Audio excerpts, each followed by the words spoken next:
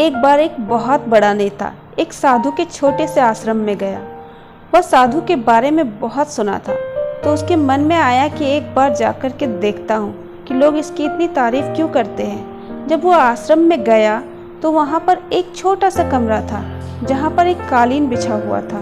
वहाँ पर कुछ लोग नीचे बैठे हुए थे और साधु जी सामने बैठे हुए थे।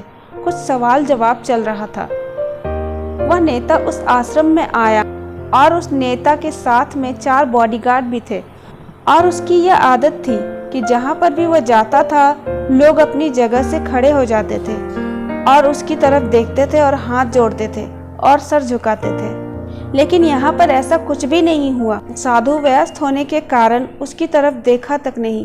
तभी नेता को लगा कि ये मेरी बेइज्जती है और वो इस बात से गुस्सा हो गया। नेता ने थोड़ा गुस्से से साधु की बात को बीच में काटते हुए कहा कि मैं आपसे कुछ कहना चाहता हूँ। साधु ने उसकी तरफ देखा और बोला, आप थोड़ी देर रुकिए, मैं इनके सवाल का जवाब दे दूँ, उसके बाद आपसे बात करता हूँ। तब तक आप अगर चाहे तो आप बैठ सकते हैं। बस साधु का इतना कहने की ही देरी थी। नेता का चेहरा गुस्से से लाल हो गया और फिर उसने अपना सारा गुस्सा उस साधु पर निकाल दिया।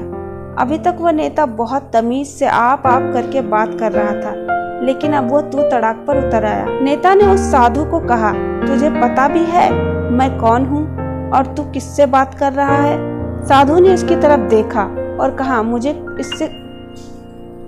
मुझे इससे कोई फर्क नहीं पड़ता है कि आप कौन हैं, लेकिन आप जो कोई भी है, अगर आप चाहते हैं कि मैं आपके सवाल का जवाब दूं या आपसे बात करूं तो आपको कुछ देर रुकना होगा। और साधु की यह कहते ही नेता गुस्से से पागल हो गया और वो वहीं सबके सामने चीखने चिल्लाने लगा, अब मैं तुझे तेरी असली औकात दिखाऊंगा। तूने मुझसे पंगा लेकर ठीक नहीं किया। तुझे पता भी है मैं तेरे बारे में क्या सोचता हूँ? साधु ने फिर से नेता की तरफ देखा और बड़े प्रेम से कहा, मुझे इससे कोई फर्क नहीं पड़ता कि आप मेरे बारे में क्या सोचते हैं। आप जो चाहे वो सोच सकते हैं।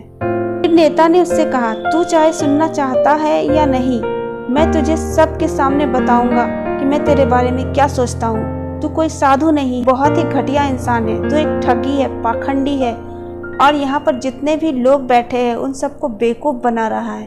तेरा बस एक ही मकसद है, इन लोगों के जेब में जितने पैसे हैं वह सब तेरे पास आ जाए। तो अपने फ़ायदे के लिए इन लोगों का इस्तेमाल कर रहा है और अब मैं तुझे नहीं छोड़ने वाला हूँ। पूरी दुनिया के सामने तेरा पर्दाफाश करूँगा। लेकिन इसके इतना बोलने के बाद भी हल्की सी मुस्कान उस साधु के चेहरे पर बनी रही। यह देखकर वह और भी तिलमिला गया और उसने कहा, अब बहुत हो गया, अब मैं यहाँ 1 मिनट नहीं रुकने वाला। लेकिन अभी भी तेरे पास मौका है। अगर मुझसे माफ़ी मांगनी है या मुझसे कुछ कहना है तो कह सकते। होने के बाद भी साधु के चेहरे में एक मुस्कान थी और वह बिल्कुल शांत था।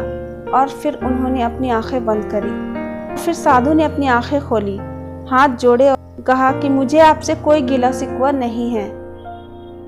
आपके लिए मेरे माल नहीं है। जो भी मेरे बारे में आपने कहा वह आपकी अपनी सोच थी, तो मुझे आप में कोई भी बुराई नज़र नहीं आती। आप मुझे बहुत ही भले इंसान लग रहे हैं। और साधु के इतना कहते ही नेताजी का दिमाग 7वें आसमान पर पहुंच गया।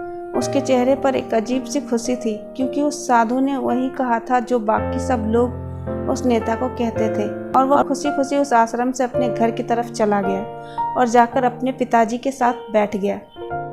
उसके पिताजी ध्यान में थे। उन्होंने पूरी जिंदगी सिर्फ लोगों की सेवा करी और बदले में कुछ भी उम्मीद नहीं किया। तो थोड़ी देर बाद जब उन्होंने अपनी आंखें खोली और देखा अपने बेटे को अपने साथ बैठे हुए, तो उनके बेटे के चेहरे पर आज एक अजीब सी खुशी थी जो आज से पहले उन्होंने कभी नहीं देखी थी। फिर उसने एक एक करके सब कुछ बताया कि आज क्या हुआ, किस तरह से आश्रम गया और वहाँ पर क्या हुआ, उसने क्या कहा और साधु जी ने क्या कहा। उसके पिताजी ने पूरी बात सुनी तो थोड़ा सा मुस्कुराए और अपने बेटे को देख करके बोले कि उन्होंने तुम्हारी तारीफ नहीं करी, कि उन्होंने वह नहीं कहा जो तुम हो, उन्होंने वह कहा जो कि वह खुद है। तुमने भी जो कुछ उनको कहा वो नहीं कहा कि वो जो है, बल्कि तुमने वो कहा जो तुम खुद हो। यह दुनिया तुम्हें वैसी नहीं दिखती जैसी ये दुनिया है। यह दुनिया तुम्हें वैसे दिखती है जैसे तुम खुद हो। जिसकी नज़र जैसी है उसके लिए यह दुनिया वैसी ही है। तो अगर तुम अपनी दुनिया को बदलना चाहते हो तो उसका सिर्फ एक ही तरीका है, अपनी नज़र बदलो। Thank you for watching. अगर आपको ये कहानी पसंद आई तो वीडियो को लाइक करिए, चैनल को सब्सक्राइब करिए और हमारा मनोबल बढ़ाइए ताकि हम आपके लिए ऐसी ही और भी वीडियो लेकर आ सकें। मिलते हैं नेक्स्ट वीडियो में, तब तक के लिए अपना ख्याल रखिए।